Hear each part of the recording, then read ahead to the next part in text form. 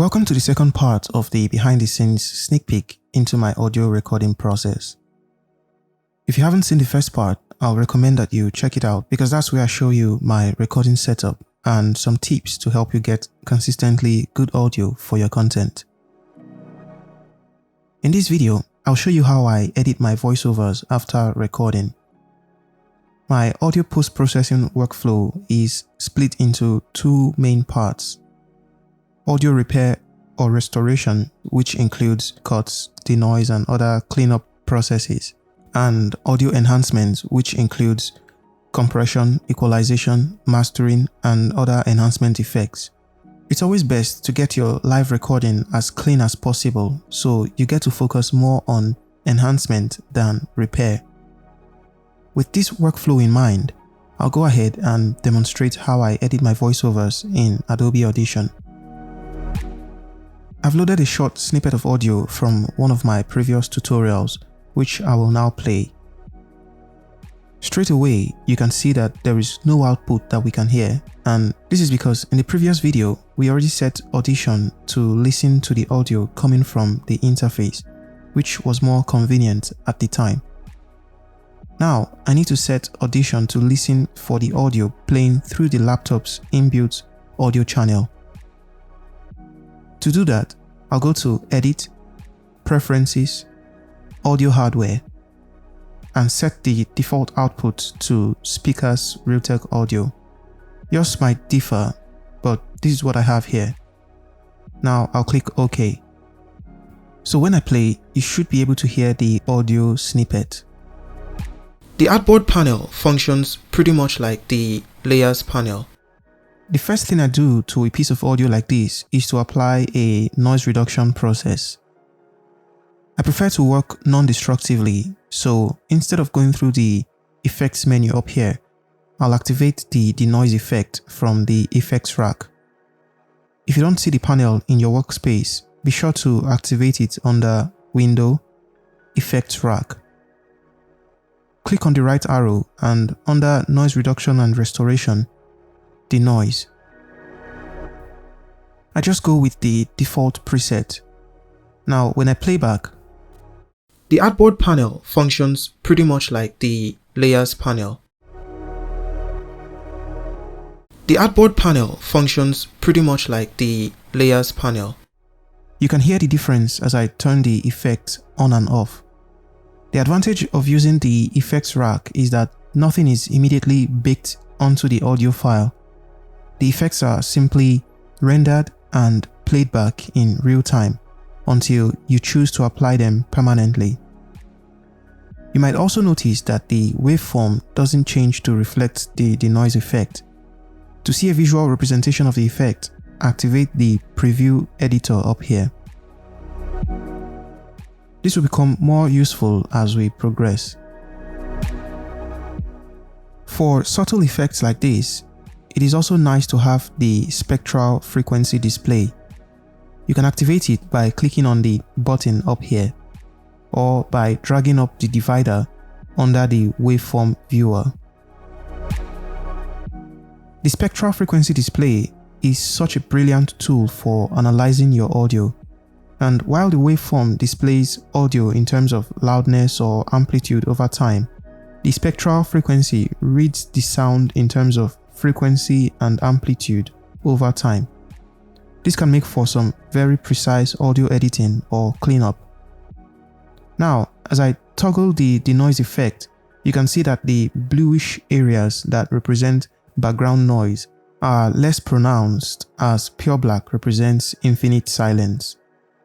These are details you cannot immediately detect with the waveform. I wouldn't worry too much about the remaining noise as they'll get crushed as we add more effects. The next thing we'll do is add audio compression. When you look at the waveform, you can see that the sentences tend to begin pretty loud and grow quieter towards the end. This is pretty normal for all human speech and represents the high dynamic range of the human voice. But it can become a problem, especially with recorded audio. Have you ever had to turn up the volume way above normal just so you could hear better? and then a few moments later it jumps back to normal, or there's a sudden spike of sound. It's never a good experience, and you get that feeling of betrayal. Compression helps you avoid that by reducing the dynamic range, bringing the quieter and louder parts closer together, thus providing a more consistent volume level to your audio file. So I'll apply the dynamics effects under amplitude and compression. There are 4 panels here: auto gate, compressor, expander, and limiter. These are all forms of compression. I cannot go into too much detail in this video, but you can check out Mike Russell's video, which I'll link below for more detail into how these tools work. First is the auto gate. Think of it this way: it's like telling Audition to completely crush any sound that doesn't make it beyond the threshold. So with it, you can target background noise or breaths that don't make it through the threshold, while preserving louder sounds like actual speech. This makes your audio sound cleaner. To set up my threshold, I'll highlight a silent portion of the audio. Make sure the loop playback button is turned on and play. On the meter, you can see that the sound never goes beyond -48 decibels. I'll set the threshold to -42.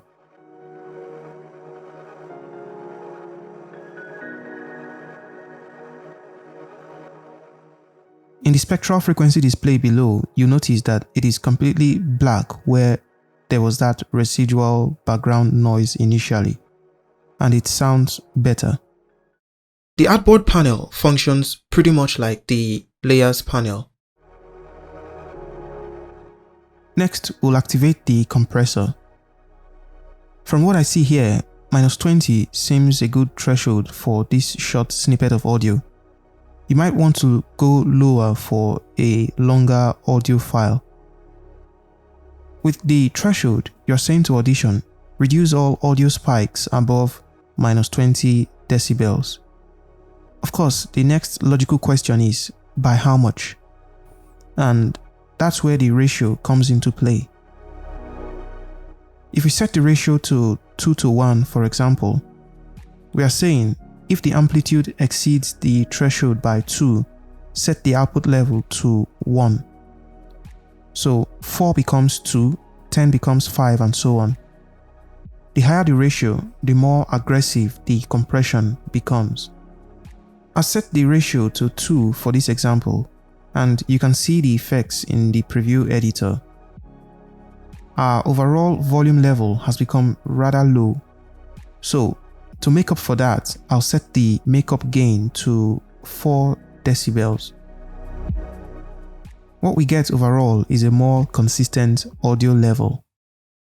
The artboard panel functions pretty much like the layers panel. The artboard panel functions pretty much like the layers panel. I wouldn't touch the expander because it gives off similar results as the auto gate, so you wouldn't want them both active. Think of it as a reverse compressor. If the compressor reduces audio that goes beyond the threshold, the expander reduces audio that doesn't hit the threshold. So, like the auto gate, you can reduce sounds that don't meet up. The only other effect to activate is the limiter. As the name implies, it places a ceiling so the audio levels never go beyond the threshold. It's quite subtle for this example, but it shaves off all peaks beyond -9 decibels. Now we're done with the dynamics. You can see with just these two effects, there's already a huge difference. The artboard panel functions pretty much like the layers panel. The artboard panel functions pretty much like the layers panel. The artboard panel functions pretty much like the layers panel. It's clean and the audio levels are more consistent, even in the supposedly quiet parts, as you can tell from the preview waveform. At this point, we've succeeded in removing noise and leveling out the volume. Now to some enhancements. The next effect I'll apply is an equalizer, specifically the parametric equalizer. It allows us to place more emphasis on certain qualities of the voice. I usually start with the vocal enhancer preset and move the notes while I listen till I like what I hear. The artboard panel functions pretty much like the layers panel. The artboard panel functions pretty much like the layers panel. The artboard panel functions pretty much like the layers panel. The artboard panel functions pretty much like the layers panel. The artboard panel functions pretty much like the layers panel. The artboard panel functions pretty much like the layers panel. The artboard panel functions pretty much like the layers panel. The artboard panel functions pretty much like the layers panel. The artboard panel functions pretty much like the layers panel. So this is before. The artboard panel functions pretty much like the layers panel. And this is after. The artboard panel functions pretty much like the layers panel. The artboard panel functions pretty much like the layers panel. You can tell we've come a real long way and we're not even done yet. I'll admit this can be a good place to stop, but why be good when you can be great, right?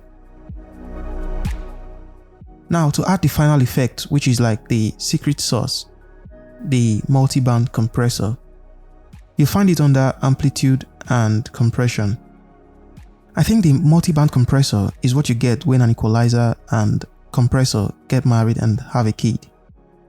You can see that it has the controls of a standard compressor, except that they are targeted towards specific frequencies, essentially allowing you to further reduce or increase the influence of certain vocal qualities like an equalizer, but with the flexibility of a compressor. I'll admit it's pretty complex to wrap around, which is why I start with a preset. Select the broadcast preset and immediately you can see from the preview editor that there's a whole lot going on here. It's an aggressive effect and our audio is even clipping. So I'll usually reduce the output gain to -3 or -6 depending on the file you're working on. You don't want clipping. And here's how it sounds. The artboard panel functions pretty much like the layers panel. The artboard panel functions pretty much like the layers panel. I think it's a bit harsh with the S's, so I'll bring the threshold here to -40 and we should be good. So we've come all the way from this. The artboard panel functions pretty much like the layers panel. The artboard panel functions pretty much like the layers panel. To this. The artboard panel functions pretty much like the layers panel. You can tell from the list of effects on the rack that audio repair and restoration is covered by the denoise effect and partly dynamics with the auto gate. And of course, I assume you must have already cut out all unwanted parts of the recording in your own piece of content. While enhancement is covered by compression, parametric equalizer, and the multi-band compressor. If you're satisfied with the results, you can click apply to bake the effects onto the audio file. Usually, the last thing I do is normalize the audio to -1 decibels and call it a day. But it would be nice to be able to apply this set of effects to other recordings in the future without repeating this process every single time. So I'll save these effects as a preset and call it my voiceover preset. You can copy my settings from the tutorial and save them for yourself, or follow the next steps as I show you how to install my voiceover preset, which you can download from the description. Here, I've created a voiceover preset.csx file which I've linked in the description below for you to download. Open it and make sure the first track is selected and your effects rack is visible. You should see the effects listed here. Now just click on this button to save effects rack as a preset and name it as you wish.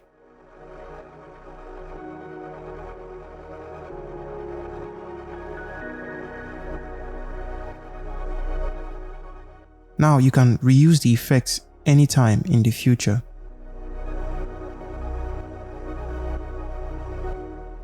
So that's how I record and edit the audio for my tutorials.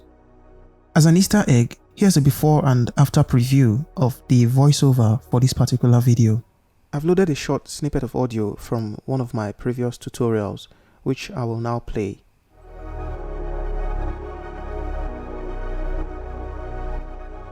I've loaded a short snippet of audio from one of my previous tutorials, which I will now play.